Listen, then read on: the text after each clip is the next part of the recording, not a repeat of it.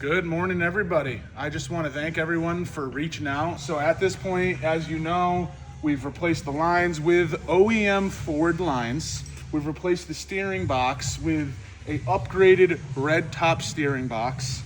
Every line has been disconnected and blown out after testing to make sure there was nothing restricting them. The cooler was disconnected and blown out to make sure nothing was restricting it. We flushed the whole system. We've tried to vacuum bleed it multiple times. We have turned the steering wheel from lock to lock. We've actually tried it with the vehicle off the ground and with the vehicle on the ground with the weight of the tires. Yesterday we bypassed the hydro boost so that way we could eliminate that being the problem, and that's still not the problem. So the last component in this system is the pump itself. Steering pump. I cannot imagine that the pump is going to fix this problem. I'm starting to think that we got bad lines from Ford. All right, we got Paul down here. If you need a beautiful car or truck, hit up Paul. But either way, he saw our video online. He had to stop by on his way into work and see what we got going on here and see if he can put his 2 cents in and try to figure it out. But it is a very old-fashioned cut-and-dry system, so that's why I had no brakes. very weird. The steering stabilizer is it's a little clapped out, so we disconnected that. We tried it, that ain't the problem. We're running out of issues, but we're starting to think it's the lines, brand new lines from Ford. They look right, but they may not be right. I called up the service manager at Ford. He recommended a reservoir because there's a non-serviceable screen in the bottom of the reservoir, and every time he replaces a pump, he replaces the reservoir with it as a rule of thumb, so that way this doesn't happen, and he's seen this problem before. So we bypassed the reservoir, still have the same issue. I then got passed over to the parts department, ended up calling another Ford dealer to get a second opinion. That service manager ended up passing me off to the parts department, which ended up informing me that the other Ford dealership that we got the part from might have got us the wrong part. So now I'm trying to figure out why we have the wrong part when we called Ford and we give them the VIN in order to get the right parts. And this guy just trying to tell me that we provided him with the part number and he put me on hold so he can look into it, which Ford won't even let you talk to a parts guy without giving him the VIN, so.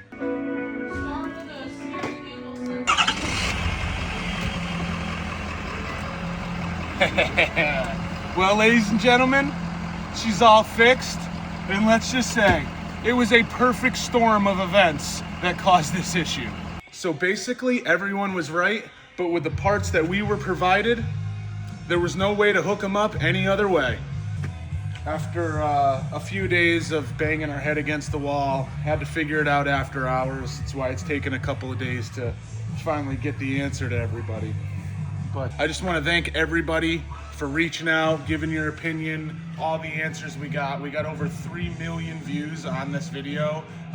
It's been crazy, so thanks again. The lines being crossed was correct.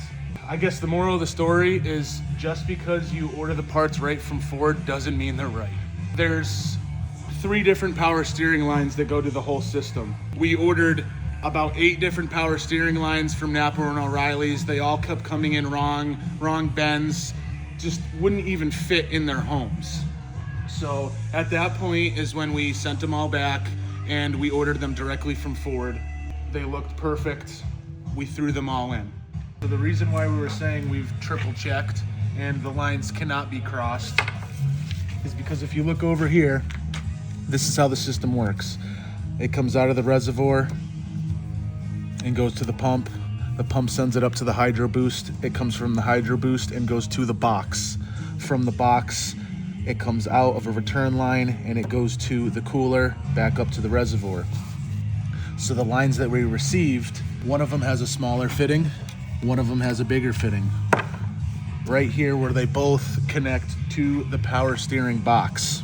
What we found is that these 2 lines were wrong from Ford. They were off by 1 letter in the part number, and it allowed us to hook the lines up in the wrong spot, but then also not allowing us to swap them. Once I finally ordered the right lines, the line coming down from the hydro boost feeding the box actually came with the big fitting, and the line coming out of the box going to the cooler actually came with the small fitting. So they were allowed to be put into their right ports, eliminating this issue. Both ports are right next to each other on the box, so the lines reach just fine, so the routing and everything seemed perfectly fine. If we ended up receiving one wrong line, we would have known something was up, but because, you know, perfect scenario, we ended up getting 2 wrong lines. It allowed us to hook it up wrong, assuming that there was no issue with the lines. No matter which way you want to look at it, this is a lesson learned, and whether you got to swap one line at a time or just always double check your parts. This was a very aggravating experience, but we ended up getting it figured out. And once again, thanks for all your help and input.